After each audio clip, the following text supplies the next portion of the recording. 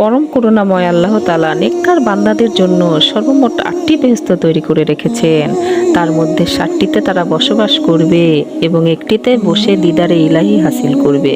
কুরআন পাকে বিভিন্ন আয়াতে উক্ত বেহেশতগুলো তাদের নিয়ামতসমূহের বিষয়ে উল্লেখ আছে। আজ আমি তেমনি 4টি বেহেশতের বিবরণ আপনাদের মাঝে তুলে ধরব। দারুল জিনান বা দারুল কারার, এই বেহেশত শুভ্র মুক্তার দ্বারা নির্মিত। এর দরজার উপরে লা ইলাহা ইল্লাল্লাহ মুহাম্মাদুর রাসূলুল্লাহ সাল্লাল্লাহু আলাইহি সাল্লাম কালিমাটি লিখিত আছে। নবী রাসূল, আলী আবদাল ও নিঃস্বার্থ দানশীলগণ এই বেহেশতে বসবাস করবেন। দারুস সালাম, এই বেহেশত লাল বর্ণের ইয়াকুত দ্বারা নির্মাণ করা হয়েছে।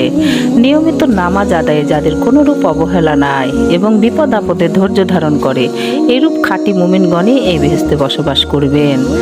জান্নাতুল মাওয়া, এই বেহেশত নির্মিত হয়েছে বহু মূল্যবান সবুজ বর্ণের পান্না দ্বারা। যারা নিয়মিত জাকাত আদায়কারী ও অধিক পরিমাণে দান খয়রাতকারী, সর্বাবস্থায় আল্লাহর উপর নির্ভরশীল এবং যারা কুপ্রবৃত্তি দমন রাখে, এটি তাদের জন্যই নির্ধারিত। যেমন আল্লাহ তাআলা পবিত্র কোরআনে ঘোষণা করেছেন, ওয়া আম্মা মান খাফা মাক্কামা রব্বিহি ওয়ান নাফসা আনিল হাওয়া ফা ইন্নাল জান্নাতাল মাওয়া।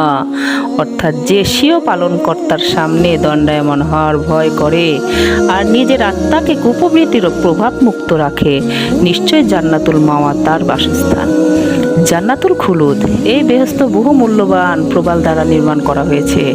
এই বেহেশত তাদের জন্য নির্দিষ্ট রাখা হয়েছে যারা নিজেরা নেকামল করে ও অন্যকে করতে বলে, আর যারা নিজেরা অসৎ কাজ হতে দূরে থাকে আর অপরকেও তা হতে বিরত রাখে। আল্লাহ তাআলা পবিত্র কোরআনে ইরশাদ করেছেন, কুল আজালিকা খায়রুন আম জান্নাতুল খুলদিল্লাতি উইদাল মুত্তাকুন।